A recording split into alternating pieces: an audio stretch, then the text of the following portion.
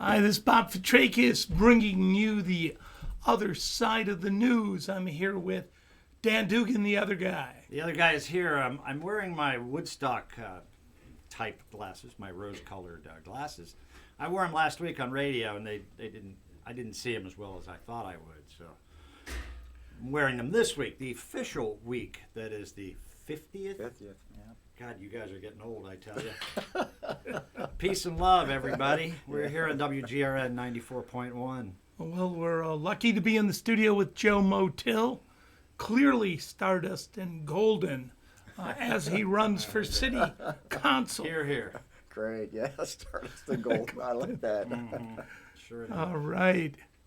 So let's see. We going? Yeah, let's go to the opening. Death and hatred to mankind, poisoning their brainwashed minds. Oh, Lord, yeah.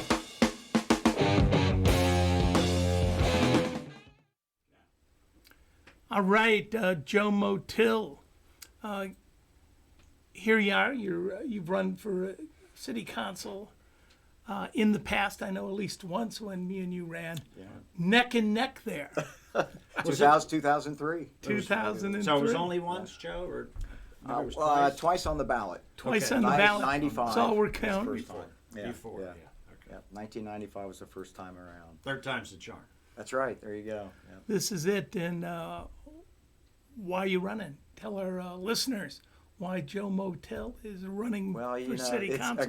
it's everybody knows I've been active. It's been about 3 decades, 33 years, and somebody asked me, you start to learn too much about actually what's going on down there at City Hall, and I think that's what really burns me the most is I know it too well, and I understand the kind of corruption and unethical things that occur down there, and the timing hasn't been better for a long time. We don't have a Republican on the ballot. There is, so we're hoping to pull some of the Republican vote away from the incumbents because they're not going to, I don't think most of the Republican voters are going to vote for any of the incumbents. And also, the tax abatement issue is just huge. I mean, every time I mention it to anybody or talk about the campaign or the election, that's about the first thing that comes out of their mouth is the impact of property taxes and what's it having on their pocketbooks and senior citizens and education and everything like that. And people are just sick of the rich and wealthy in this town getting a free handout while we've got people suffering in the neighborhoods. All right, and we're here on the Near East Side where I'm an area commissioner.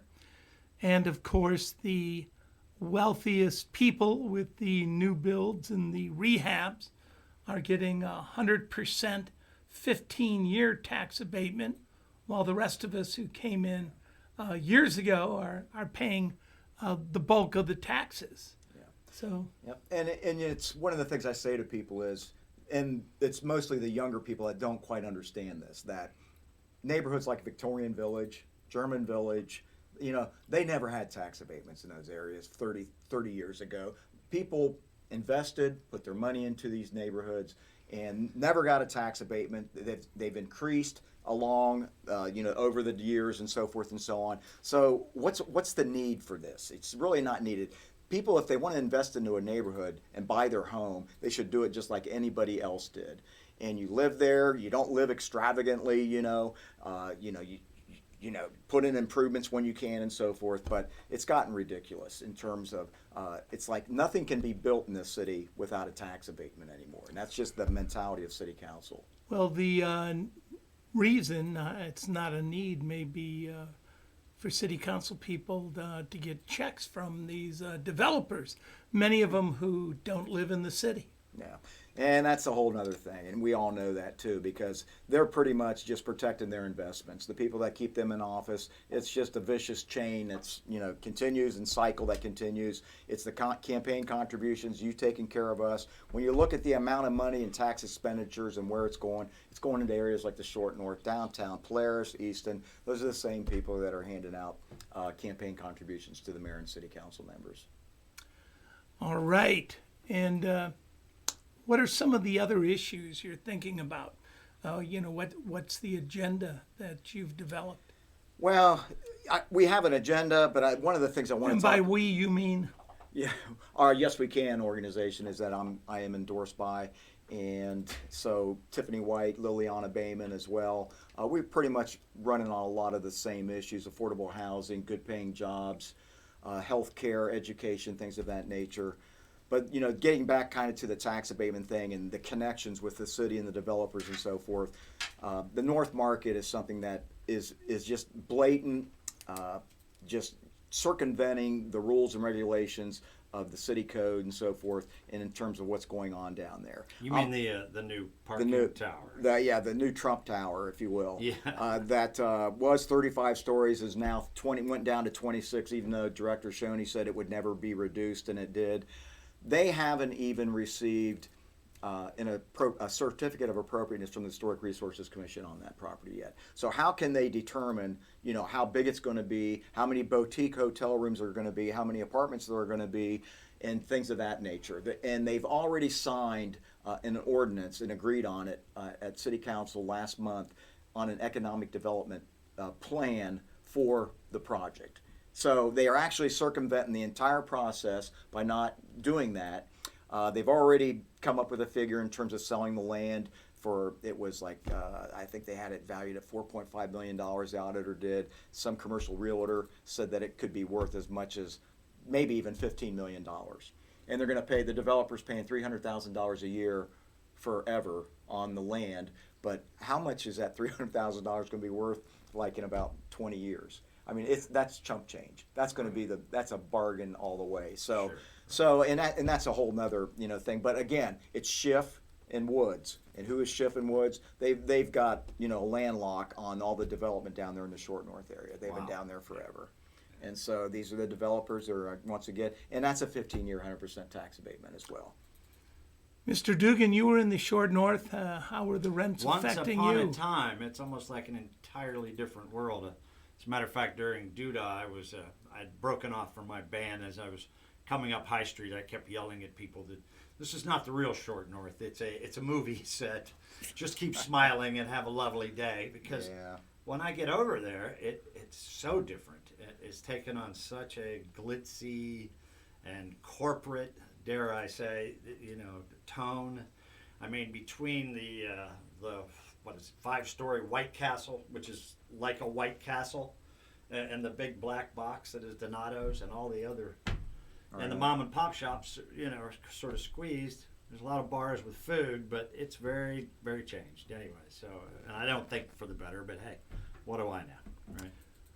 Well, how do you keep areas that are under such heavy pressure to gentrify and force people out? How do you keep affordable housing in the city?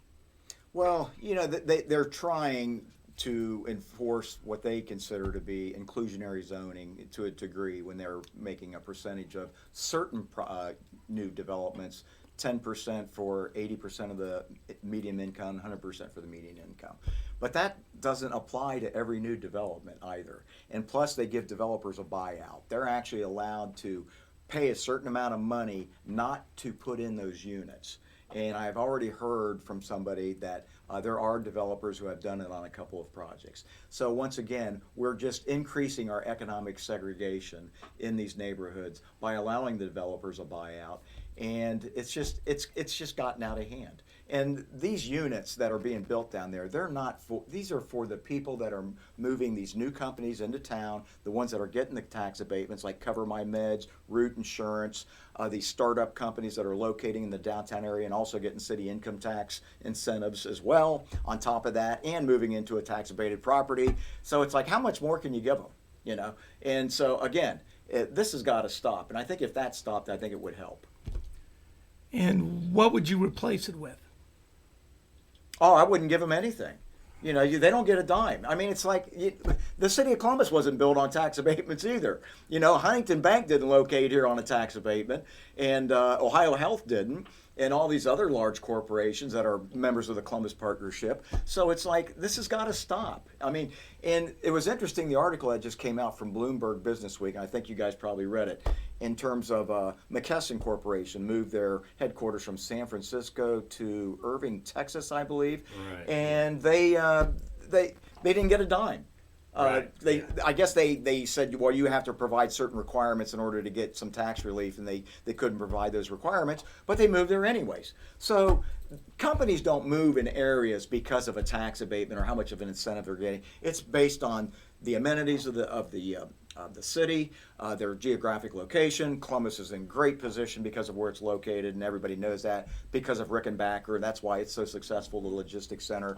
And Bob knows a little about yeah. Rickenbacker. Yeah, Ohio State University, Motil, some of the companies and so forth. There's what I think it was like 100 and some colleges and universities within an hour of Columbus too. So they have a great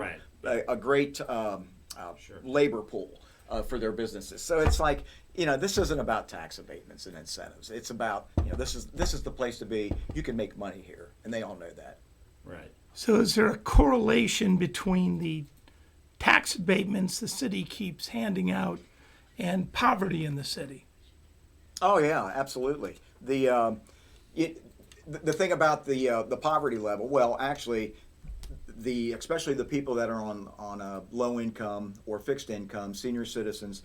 I was at a discussion with somebody from the county treasurer's office, and they said 30% of the foreclosures in Columbus are due to people not being able to pay their property taxes.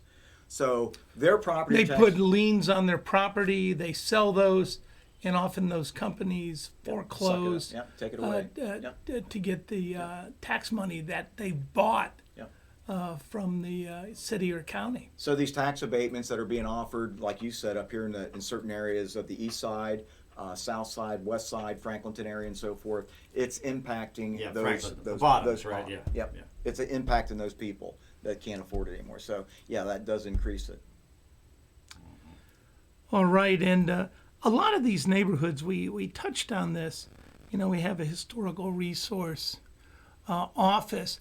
A lot of them have these overleafs, these model developments that are set up where you're supposed to blend into the neighborhood.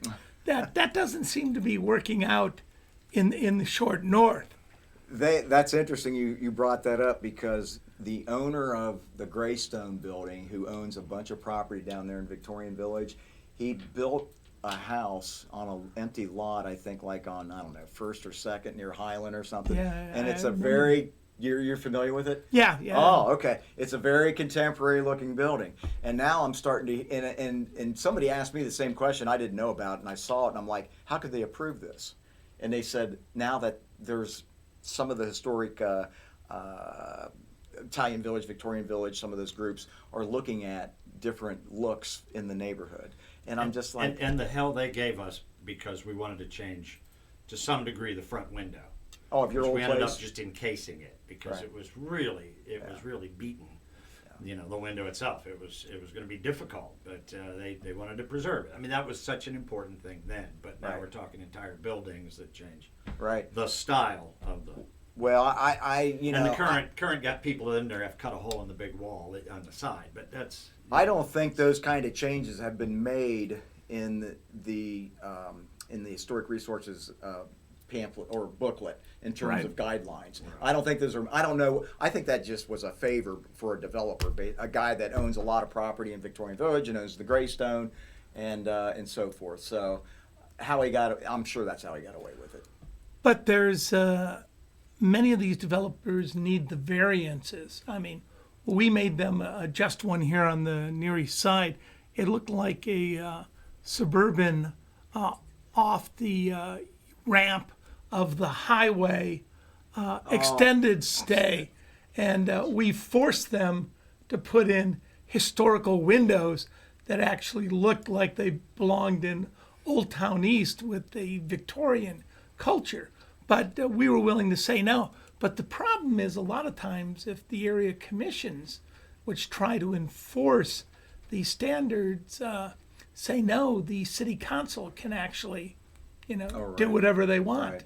You're just an advisory board, So, basically. And we're so doing, your preference if you were on council. we're doing pretty much whatever we want here on WGRN and WCRS. I want to remind you, this is the other side of the news with Dr. Bob Fitrakis and Joe Motil.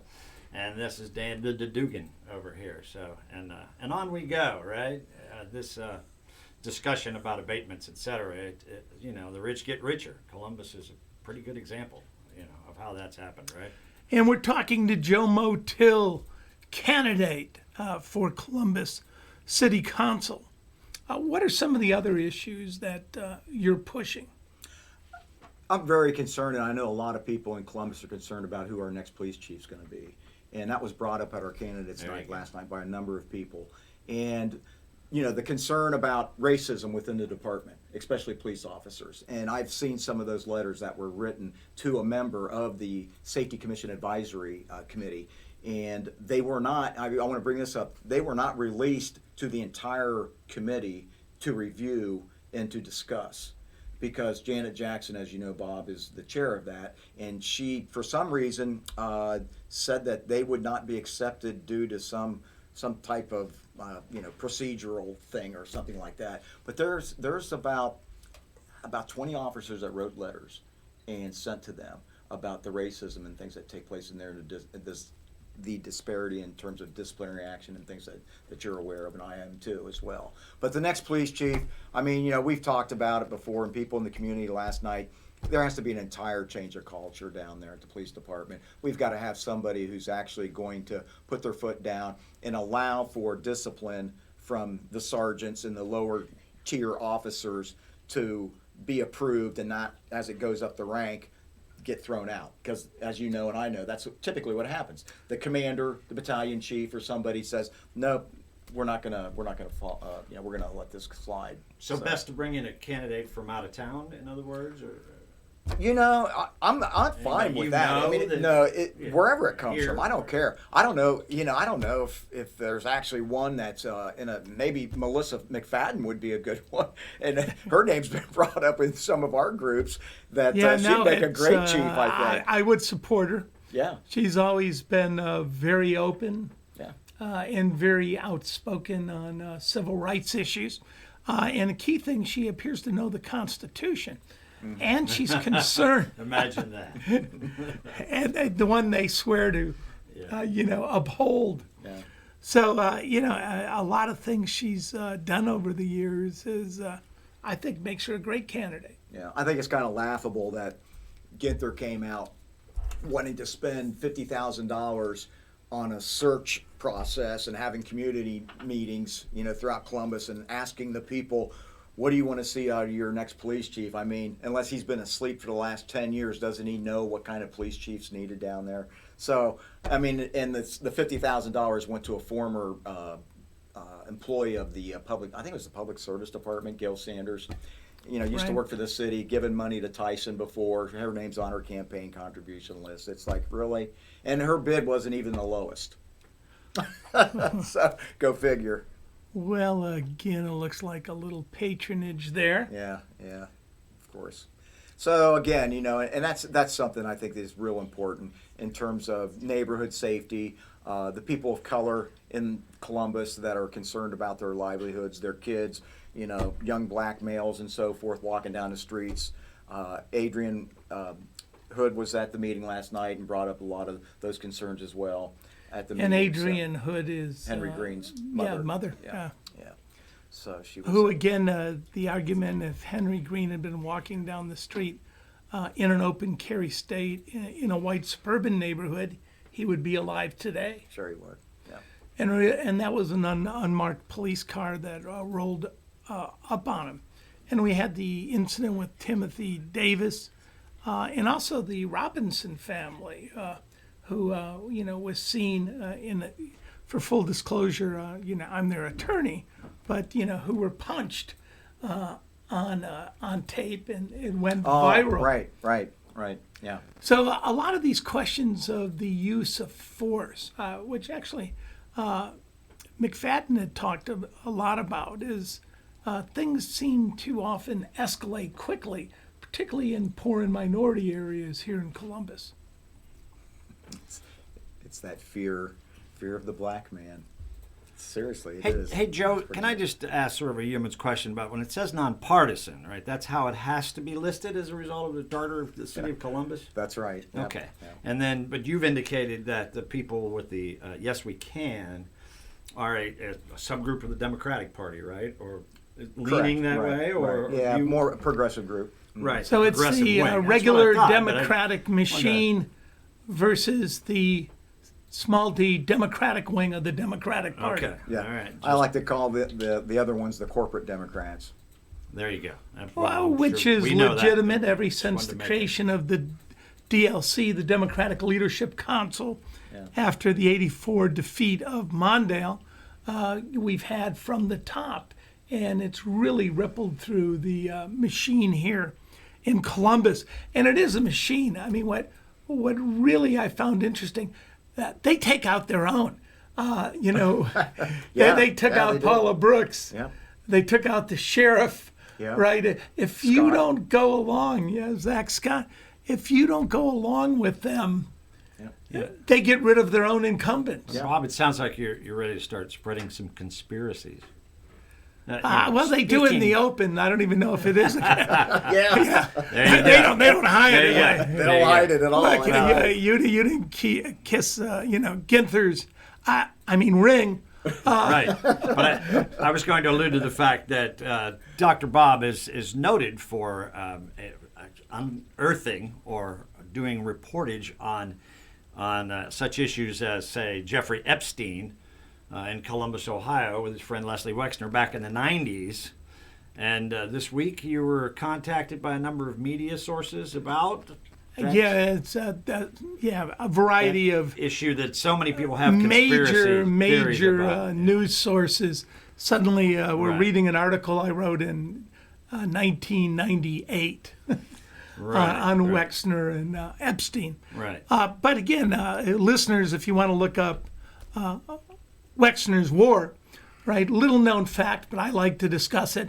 The Wexner Foundation did the propaganda to sell the illegal war in Iraq in 2003.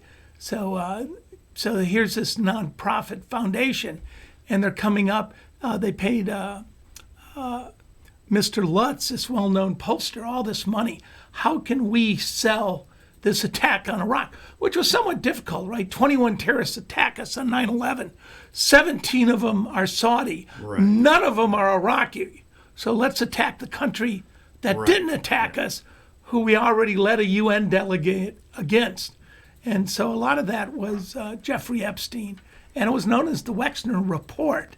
So Les Wexner has to take some credit and some criticism for it. Well, when you started reporting on that back in '98, and of course, like I said, there are people that believe, all kinds of crazy conspiracies. I got one friend who thinks that Epstein's still alive. He's in a witness protection. He program knows or too something, much to but be alive. That's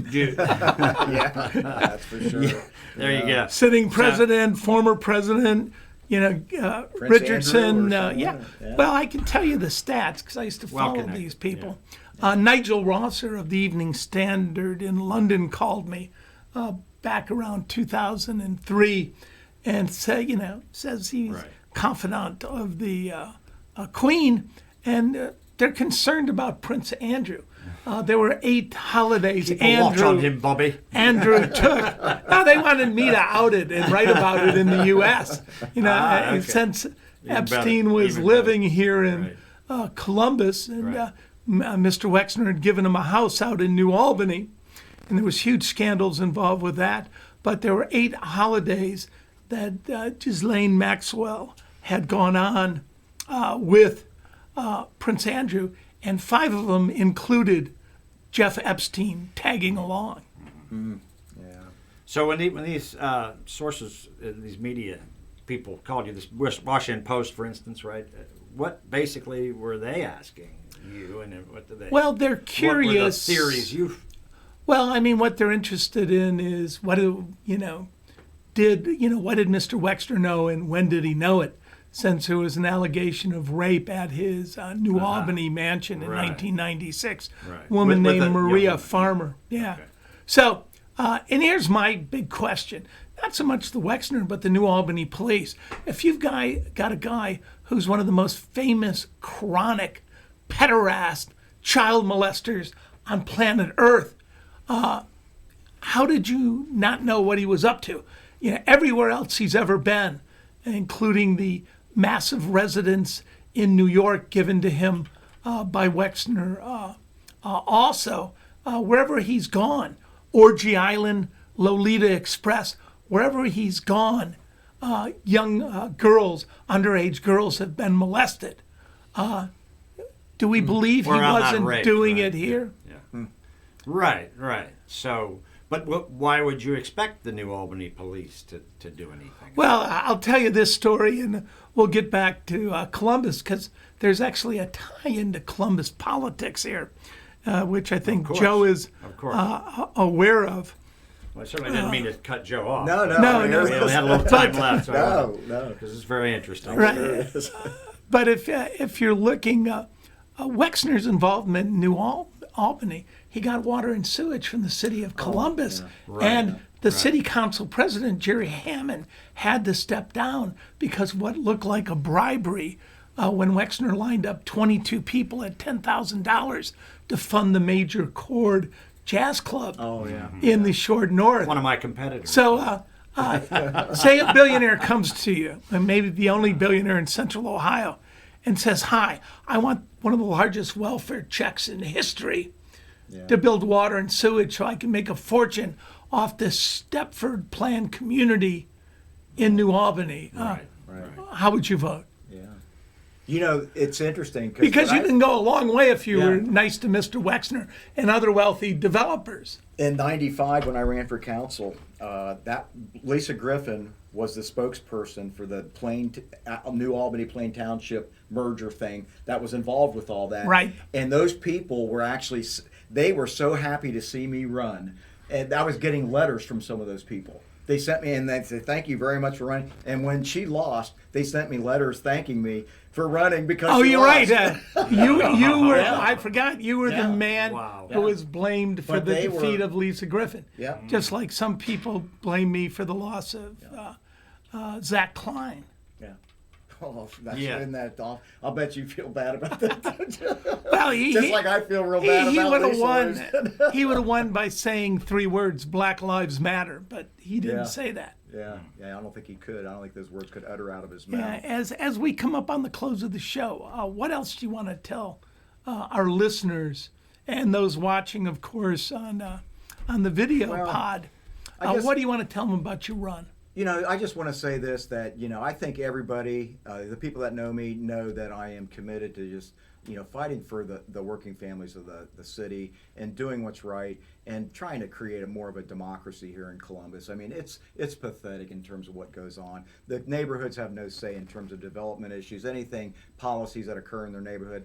And I think most people know that I'm not somebody who's just going to stand on the sidelines. I've been as outspoken as anyone. I go down there to the comfort of those city council members and city council chambers, and I let them have it. And everybody knows it. I'm not afraid to say anything. The way I feel and open up. I'm very candid about my remarks. They're not very pleasant, but that's the way it is. And I'm not going to change my tone when I'm elected in this November. So I do want to just say that I think I got a good track record in terms of how I'm going to proceed and how I'm going to carry on as a city Joe council Motil's member. not just a spoiler, he's a fighter, and he's been working with unions in the community for so many years. So we do encourage you to vote for this gentleman for council. And the other side of the news also wants to remind people that it's Food Truck Fest downtown this weekend. They're going to put the food trucks on the stage and the bands will be on the street. That was kind of a little joke. We have There's just gonna be a little bunch bit of these more food trucks. time, so if anyone else wants to. One thing Columbus does have is good food trucks. Yes, we have excellent food trucks. That is for sure, definitely, in the short north. All right, so I'm sometimes. thinking about a tax abatement for all food trucks. Oh, something. Not Yeah, just we got the to give new them ones. something. I mean, what the heck? Because the way it would work, the high-tech new corporate trucks would get the Yeah, abatement. yeah. And the Schmidt's- there really you go. good Absolutely. mom and pop ones Yeah, would, tax abatements be for food denied. trucks. Schmidt sausage. There's one that could be, I could get one, I think. Yeah. Absolutely. Yeah, they've been Love around a long those people. time. Indeed. They got good food, but yeah, I'm sure they need it. All right, we're getting the wrap-up here. Again, Joe Motil, candidate for city council. Yes, we can. And what is it you can do, Joe? I can bring a voice back to the people. All right, thanks. We're out. Toodles.